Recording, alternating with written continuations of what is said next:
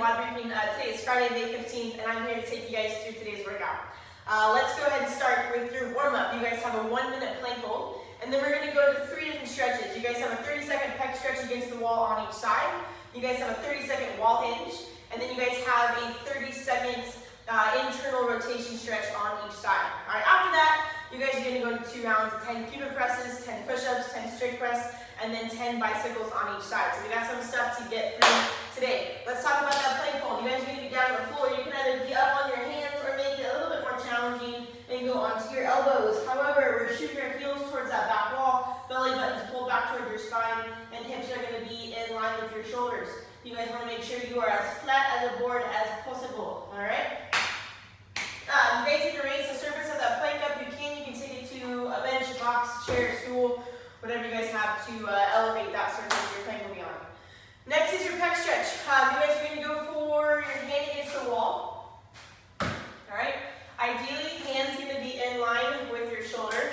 So make sure that happens. And you guys are going to twist away. So if I demo from this side, I'm going to get the arm against the wall. I'm going to step through and then twist away. Okay. I'm going to hold this for 30 seconds on each side.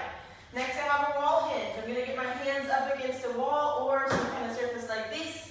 I'm going to walk my feet back, and I'm going to push my hips back, but I'm also going to push my shoulders and my chest through. All right? So I'm looking to get this chest opened up. Next, you guys have a 30-second internal rotation stretch here, so you're going to be on the ground. Elbows going to be out to the side. All right? You're going to make a 90-degree angle between your wrist and your elbow and your shoulder, right? So make sure your arm isn't forward or back. It should be right in line with that shoulder. Other hand's going to come on top, and you're going to push down. Okay, be nice, be gentle to your body. There's no need to rush through this, so don't just yank it to the floor. All right, that's not going to be helpful. Ease into the stretch. But you guys are going to give me 30 seconds on each side. Next, you guys have 2 rounds of 10 Cuban presses. On these Cuban presses, you guys are going to come, you're going to be up against the wall, ideally, okay? First goal is to keep your lower back and as much of your back up against that wall as possible. Next goal is to keep as much of your arms in contact with the wall as possible, all the way through this full range of motion. What this range of motion looks like, you're going to bring your elbows up to a 90-degree angle, keeping your wrist in line with those elbows. You'll bring your wrists to be stacked on top of those elbows at another 90-degree angle, and then keeping those shoulders and arms against the wall. You're going to come all the way up to the top the best you can, and then back down. All right, that's going to be your Cuban press. You guys have 10 push-ups next. Make sure your elbows stay tight to your side, chest touches the floor, and you lock back out at the top. Next, you guys have strict press. Make sure these are light. You guys are just getting warmed up here. There's no need to rush this. So pick something that's kind of light, but you're going to get those dumbbells up front. Elbows are going to be in front. Pulling your belly button back towards your spine, hips stay stacked under your shoulders. You're going to push up, arms lock out, ears come past your biceps at the top. All right? So nice and strict all the way through. That is not light. Next, you guys have bicycles, so you're going to be back on the floor. You guys are going to be in a hollow body position to begin with. And you're going to go knee to elbow. Opposite leg extends. All right? Keep those toes pointed down. And we're focused on getting a nice core contraction. Okay? Okay, let's go ahead and talk about part 1 today. Today, part 1, you guys have a 4x10 of a strict seated press. Okay? Supersetted with a 4x12 lateral plank walk each side. All right? So you'll do 10 seated strict press. You'll do 12 lateral plank walks on each side, and you'll go 4 rounds of that. This is not for time, this is your strength work for the day. So make sure you guys are giving yourself about 2 minutes of rest between each plank walk and seated strict press, okay? Let's talk about the seated strict press. So you guys are going to be in a seated position. All right? Feet are going to be out in front of you. Quads are tight. This is a big part of this. You got to keep these quads tight so you can keep your hip flexors tight. So your tummy can stay tight, so your back can stay straight. It's all connected. So make sure you guys are keeping those legs nice and straight and locked out as you guys go through the seated press. Next thing with the seated press that's going to be super important is keeping your belly button pulled back towards your spine, especially that low core here. Right? So make sure it's all pulled back towards your spine and your back is nice and straight as you guys go through the seated press. So dumbbells are going to be at top. Elbows are going to start in front of your wrists. Legs are locked out. Belly buttons pull back towards that spine. You're going to push straight up. Arms lock out. Gears come past your biceps at the top. All right. Couple things I don't want to see around the back. Right? Don't push with around the back. Also, we're not pushing out. Right? You're making sure we're going straight up and we're getting through at the top. All right.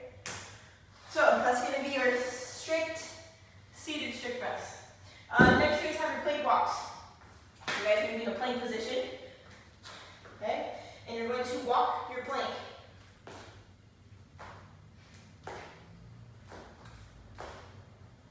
Alright? Making sure your butt doesn't come up in the air and making sure your hips don't drop. So with these guys, you're going to go 12 going one way and then 12 going back. Make sure again that belly button is staying pulled back towards your spine. And you guys are keeping your quads, your hip flexors, and your front of your body super tight as you guys go. Trying to open up or close off, okay? All right, guys, that is gonna be your part one for today. Let's go talk about part two. You guys have an EMOM of sorts. For part two, you guys have every 1 minute and 30 seconds for 15 minutes. So essentially, you guys have 10 rounds of this, all right? We have 10 hand release push-ups, 8 push jerks on each side, and then with the remaining time, you guys will give me alternating V-ups. So let's go ahead and talk about these movements. So hand release push-ups. You guys are going to be on the floor. Feet are going to be together. Hands are going to be just outside your chest, all right? What I want to see from you guys is your chest starting on the ground, hands coming up off the floor, make contact, push up. All right? So as you guys are going through these, again, keep your quads tight. It's really just my chest that's hitting the ground on the way back down. What I don't want to see from you guys is this, right? I don't want to see any wormy push-ups. Keep your core tight. Keep your body moving in one big plank position, okay?